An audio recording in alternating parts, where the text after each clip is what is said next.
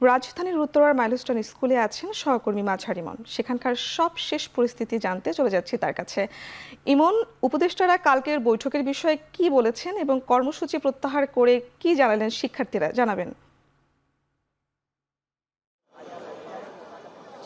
পুতুল, সন্ধ্যা 7:30টা নাগাদ কিন্তু সকাল 10:30 থেকে যেই দুইজন উপদেষ্টা সহ সরকারি যে সিনিয়র কর্মকর্তারা আটকা পড়ে রয়েছিলেন এই মাইলস্টোন স্কুলের ভেতরে শিক্ষার্থীদের মাধ্যমে বা আন্দোলনকারী যারা রয়েছেন যারা অবরুদ্ধ করে রেখেছিলেন, পরবর্তীতে আমরা দেখলাম যে সন্ধ্যা 7টা নাগাদ তারা বের হয়ে যায় পুলিশি প্রোটোকলের মাধ্যমে এবং তারা মাইলস্টোন যে স্কুলটা রয়েছে সেই স্কুলের যে গলি রয়েছে, অর্থাৎ এই মেট্রো রেলের ডিপো ঘেঁষোয়া যে গলি রয়েছে সেই গলি হয়ে আবার কিন্তু মূল সড়ক অর্থাৎ যেই দিয়াবাড়ি যে চত্বর রয়েছে সেই চত্বরে না গিয়ে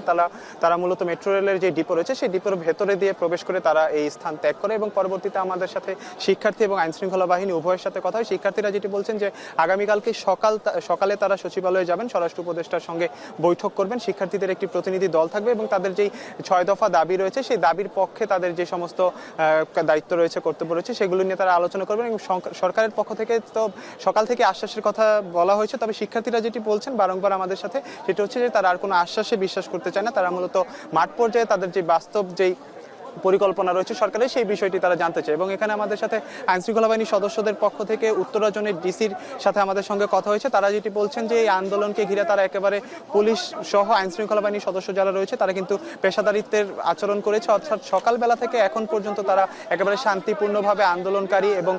পুলিশ সদস্য এবং পুরো এলাকা যে রয়েছে অর্থাৎ এই দিয়াবাড়ি এলাকায় যাতে কোনো ধরনের বিশৃঙ্খলা না হয় সেই বিষয়টি তারা দেখেছেন এবং বিশেষ করে আমরা দেখেছি দুপুরের 3টার পরে মূলত একবার উপদেষ্টা যারা রয়েছেন অবরুদ্ধ যারা ছিলেন তারা কিন্তু বের হতে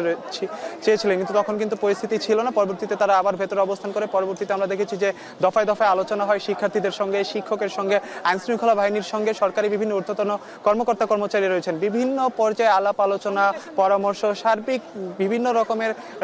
পরিচালিত হওয়ার পর এই সন্ধ্যা 7:30টার দিকে মূলত দুইজন উপদেষ্টা সহ সরকারি যে সমস্ত ঊর্ধ্বতন কর্মকর্তা কর্মচারীরা এসেছিলেন এই স্কুল পরিদর্শনে সকাল 10:30টায় তারা কিন্তু একেবারে বের হতে পারেন এবং পরবর্তীতে আমরা দেখেছি আইনশৃঙ্খলা বাহিনীর সদস্যরা যারা রয়েছেন এই দিয়াবাড়ি চত্বর থেকে শুরু করে আশপাশের এলাকায় যারা রয়েছিলেন আন্দোলনরত রয়েছিলেন, উৎসুক জনতা রয়েছিলেন, সকলকে শান্তিপূর্ণভাবে কিন্তু এই এলাকাটি ত্যাগ করতে সহযোগিতা করে এবং আইনশৃঙ্খলা বাহিনীর সদস্যরা কিন্তু এখনো রয়েছে, তারা কিন্তু মাঠ পর্যবেক্ষণ করছেন যাতে কোনো ধরনের বিশৃঙ্খলা না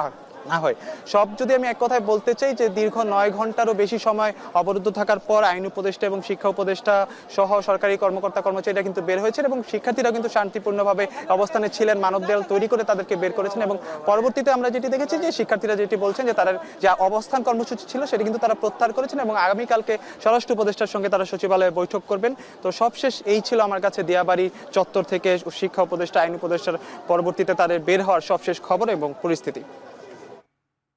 মাইলস্টোন কলেজ থেকে সবশেষ জানাচ্ছিলেন সহকর্মী মাঝার ইমন।